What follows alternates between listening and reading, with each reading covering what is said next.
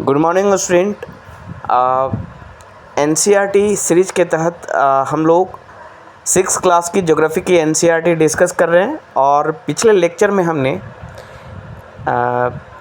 6 class की geography की NCERT की 7 चैप्टर को हमने डिस्कस किया था। 7 चैप्टर आवर कंट्री इंडिया के बारे में।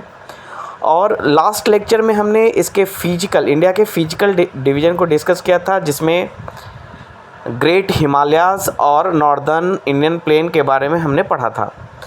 आज के लेक्चर में हम पेनिनसुलर प्लेटूज़ के बारे में डिस्कस करेंगे और जो आइलैंड ग्रुप्स हैं उसके बारे में भी डिस्कस करेंगे। तो सबसे पहले पेनिनसुलर प्लेटूज़ के बारे में डिस्कस करते हैं। तो to the south of northern plain lies the peninsular plateau, यानी नॉर्दर्न प्लेन जो हमने देखा कि हिमालय जहाँ पर ख़त्म होता है, सबसे नॉर्थ इंडिया के सबसे नॉर्थ में, इंडियन जो सब कॉन्टिनेंट है उसके सबसे नॉर्थ में ग्रेट हिमालय है। और हिमालय जहाँ ख़त्म होता है, शिवालिक जहाँ ख़त्म होता है, फुट हिल्स, वहाँ से स्टार्ट होता है नॉर्दर्न प्लेन। हमने पिछले लेक्चर में देखा कैसे नॉर्दर्न प्लेन्स का फॉर्मेशन हुआ है ना। आपको फिर से मैं बता दूं कि सबसे जो पुराना पार्ट है इंडिया का, इंडियन सब कॉन्टिनेंट का, वो पेनिनसुलर प्लेटू वाला ही पार्ट है ना, जो ट्रायंगुलर शेप का है, जो कि गोंडवाना लैंड का हिस्सा हुआ करता था, है ना। और उसके बाद टर्शियरी पीरियड में हिमालय का फॉर्मेशन हुआ फोल्डिंग के द्वारा, है ना। फोल्ड माउंटेन के रूप में हिमालय रेज हुआ, है ना। और बीच में जो सिंक्लाइन, जो गड्ढा बचा था, जो जियो सिंक्लाइन बचा था, टेथिस जियो सिंक्लाइन, उसमें हिमालयन रिवर्स के द्वारा लाए गए सेडिमेंट्स का डिपोजिशन हुआ और जिसके कारण नॉर्दर्न प्लेन का फॉर्मेशन हुआ। और नॉर्दर्न प्लेन जहाँ पर उसकी साउदर्न बाउंड्री है नॉर्दर्न प्लेन की, यानी सबसे जो साउदर्न एक्सटेंट है, सबसे जो दक्षिणतम जो छोर है, वहाँ से स्टार्ट होता है पेनिनसुलर प्लेटू, है ना। जो प्रायद्वीपीय पठार वाला जो भाग है वो नॉर्दर्न प्लेन, यानी जो उत्तरी मैदान है उसके सबसे दक्षिणतम पॉइंट से, सबसे दक्षिणतम सीमा से स्टार्ट होता है। यानी प्लेन, नॉर्दर्न प्लेन के ख़त्म होने के बाद पेनिनसुलर प्लेटू स्टार्ट होता है। और अगर पेनिनसुलर प्लेटू के नॉर्दर्न मार्जिन की बात करें तो इसमें आपको मालवा प्लेटू, बुंदेलखंड, बघेलखंड, है ना, जैसे प्लेटू आपको दिखेंगे बाउंड्री पर। It is triangular in shape, ये ट्रायंगल शेप का है और इसलिए 3 तरफ से वाटर है, इसलिए इसे पेनिनसुला कहा जाता है। पेनिनसुला का मतलब होता है प्रायद्वीप, यानी जिसके 3 तरफ से पानी हो, है ना, वाटर हो। The relief is highly uneven, है ना। जो रिलीफ फीचर्स है, relief features is characterize by height and slope, है ना। रिलीफ मीन्स क्या होता है? वैसा लैंडफॉर्म जिसका कुछ हाइट हो और स्लोप हो, उसे रिलीफ फीचर्स कहा जाता है।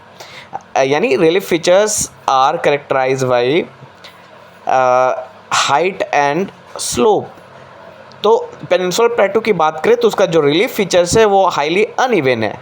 अनइवन इसलिए कहीं आपको वैलीज़ मिलेगी, घाटियाँ मिलेंगी, जैसे रिफ्ट वैली, रिफ्ट घाटी, और कहीं पे आपको हिल्स रेंजेज मिलेंगे, जैसे सतपुरा, विंध्या, सतमाला, बहुत सारे रेंजेज हैं। सतमाला तो महाभारत रेंज है, सतमाला है, तो बहुत सारे रेंजेज आपको पेनिनसुलर प्लेटू वाले रीजन में मिलेंगे, इसीलिए इसे अनइवन कहा जाता है।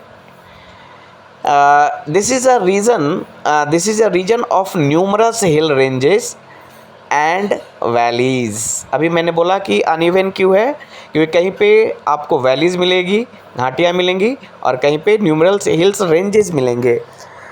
तो वैलीज़ की बात करें तो 2 इम्पॉर्टेंट वैलीज़ हैं, रिफ्ट वैलीज़ हैं।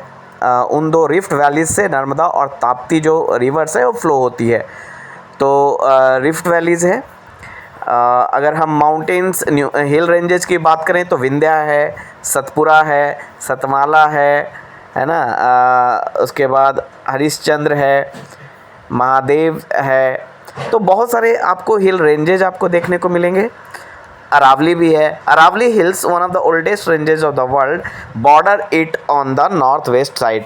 नॉर्थ वेस्ट में अगर इसका बॉर्डर देखें पेनिनसुलर प्लेटू का, तो अरावली रेंज आपको मिलेगा, अरावली हिल्स मिलेगा। और अरावली एक सबसे ओल्डेस्ट फोल्ड माउंटेन है, वर्ल्ड का सबसे ओल्डेस्ट रेंजेस में से आता है, और ये ओल्डेस्ट फोल्ड माउंटेन है जो रेलिक्ट फॉर्म में, जिसे रेलिक्ट माउंटेन भी कहा जाता है, क्योंकि बहुत ही ज़्यादा इरोज़न हुआ है, वेदरिंग और इरोजन के कारण इसकी हाइट बहुत ही कम हो चुकी है।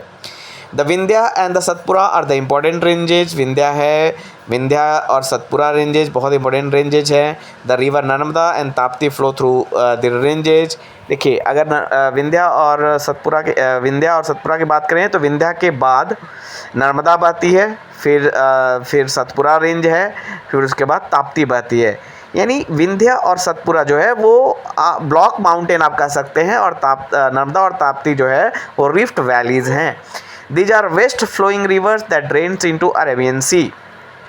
अगर नर्मदा की बात करें तो ये इसका जो ओरिजिन है वो आपका अमरकंटक प्लेटू से है। अमरकंटक प्लेटू जो है वो सतपुरा रेंज का ही पार्ट है, ही एक हिस्सा है। ठीक है, तो सतपुरा रेंज में मैकाल रेंज है, सतपुरा रेंज का ही एक हिस्सा है मैकाल रेंज। और उसकी जो सबसे हाईएस्ट चोटी है वो अमरकंटक है, और अमरकंटक से ही नर्मदा का ओरिजिन है। Okay, these are west flowing river. Narmada और ताप्ती वेस्ट फ्लोइंग रिवर है और अरेबियन सी में ड्रेन करती है गुजरात में। द वेस्टर्न घाट्स और Sahyadri border the plateaus in the west and the eastern Ghat. In the west and the eastern Ghat provide the eastern boundary. देखिए, अगर पेनिनसुलर प्लेटू की बात करें तो इसका जो वेस्ट बाउंड्री है वो वेस्टर्न घाट्स हैं, पश्चिमी घाट है, और जो ईस्टर्न मार्जिन है, ईस्टर्न बाउंड्री है, वो ईस्टर्न घाट्स हैं। वेस्टर्न घाट्स में भी कई सारे हिल्स हैं, जैसे सह्याद्री है, नीलगिरी है, अन्नामलाई है ना, कार्डमम हिल्स है। तो ये बहुत सारे वेस्टर्न घाट्स में हिल्स हैं। उसी तरह ईस्टर्न घाट्स में देखें तो बहुत सारे हिल्स हैं, जावेड़ी है, सेबुड़ाई है ना, उसके बाद मुद्दुमलई है। तो कई सारे हिल्स आपको, पालनी हिल्स है, तो कई सारे हिल्स आपको ईस्टर्न घाट्स में भी देखने को मिलेंगे। While the western Ghats are almost continuous, the eastern Ghats are broken and even. Western Ghats की बात करें तो वेस्टर्न घाट जो है, यहाँ पे आप इस फिगर में देख सकते हैं वेस्टर्न घाट्स को। यहाँ पे आप पूरे पेनिनसुलर प्लेटू को ऑब्जर्व कर सकते हैं। विंध्या रेंज आपको दिख रहा है, सतपुरा रेंज दिख रहा है, और विंध्या और सतपुरा के बीच में नर्मदा रिवर्स बह रही है। उसके बाद आपको ताप्ती रिवर दिख रही है। और यहाँ पे अगर हम बात करें वेस्टर्न घाट्स की, तो वेस्टर्न घाट्स आपको कंटिन्यू दिख रहा है ना, वेस्टर्न घाट कंटिन्यू दिख रहा है। ईस्टर्न घाट जो है ईस्ट साइड में जो ईस्टर्न घाट्स है, जो कि ईस्टर्न मार्जिन है, ईस्टर्न बाउंड्री है पेनिनसुलर प्लेटू की, वो आपको ब्रोकन दिख रहा है, क्योंकि बहुत सारे ईस्ट फ्लोइंग रिवर्स हैं, बहुत सारे ऐसे पेनिनसुलर रिवर्स हैं जो ईस्ट की तरफ फ्लो करती है और बे ऑफ बंगाल में ड्रेन करती है, जैसे कि महानदी, गोदावरी, कृष्णा, कावेरी। ये सारे बड़ी रिवर्स हैं जो वे ईस्ट की तरफ ड्रेन करके ईस्ट की तरफ फ्लो करके बे ऑफ बंगाल में ड्रेन करती है, और ये बाइसेक्ट्स करती है ईस्टर्न घाट्स को, इसलिए ये ब्रेक फॉर्म में आपको दिखता है, ब्रोकन फॉर्म में आपको दिखता है। The plateau is rich in minerals like coal and iron. जो प्लेटूज़ है पेनिनसुलर प्लेटूज़, वहाँ पे बहुत सारे मिनरल्स हैं, जैसे कि कोयला है, आयरन ओर है। यहाँ पर आपको धारवाड़ रॉक सिस्टम भी मिलेगा। धारवाड़ रॉक सिस्टम में मेटालिक मिनरल्स आपको मिल जाएंगे, और यहाँ पे गोंडवाना रॉक्स भी मिलेगा, जिसमें आपको कोयला देखने को मिलेगा। To the west of the Western Ghats and the east of the Eastern Ghat lies the coastal plains. Coastal plains की बात करें तो अगर इस इंडिया के मैप में देखें तो वेस्टर्न घाट्स के वेस्ट में और ईस्टर्न घाट्स के ईस्ट में आपको कोस्टल एरिया देखने को मिल रहा है। हाँ, वेस्ट कोस्टल प्लेन और ईस्ट कोस्टल प्लेन दोनों में बहुत ही जोग्राफिकल डिफरेंस है। क्या डिफरेंस है? वेस्ट कोस्टल प्लेन जो है वो सबसिडेंस से बना है ना, यानी ज़मीन धंसने से एक टुकड़ा जो धंसा है ना, जिसके कारण जो एक पार्ट रेज हुआ, जिसे वेस्टर्न घाट्स के नाम से जानते हैं, और जो वेस्ट वाला पार्ट था वो नीचे धंसा, सबसिडेंस हुआ, और वो कोस्टल एरिया बना। परंतु जो ईस्टर्न कोस्टल एरिया है वो इमरजेंस से बना है ना, इमरजेंस नदियों के द्वारा लाए गए सेडिमेंट्स के जमा होने से ये इमरजेंस से बना है ईस्टर्न कोस्टल जो प्लेन्स है। ओके, तो अगर हम कोस्टल प्लेन्स की बात करें तो the western the western coastal plains are very narrow. Western coastal plain बहुत ही नैरो है क्योंकि ये सबस्टेंस से बना है। The eastern coastal plains are much broader, क्योंकि ये बना है इमरजेंस से। There are number of east flowing rivers. Mahanadi, Godavari, Krishna, Kaveri ये इंपॉर्टेंट ईस्ट फ्लोइंग रिवर्स है जो कि बे ऑफ बंगाल में ड्रेन करते हैं। These rivers have formed fertile delta eight their mouth. ये यहाँ पे एक बहुत ही इंपॉर्टेंट कॉन्सेप्ट है कि जो ईस्टर्न फ्लोइंग रिवर्स है वो डेल्टा बनाते हैं, यानी आप देखेंगे महानदी हो, कृष्णा हो, गोदावरी हो, कावेरी हो, ये सारे डेल्टा बनाते हैं, जबकि वेस्ट फ्लोइंग रिवर जैसे नर्मदा, ताप्ती ये डेल्टा का फॉर्मेशन नहीं करते हैं। इसके पीछे क्या कारण है?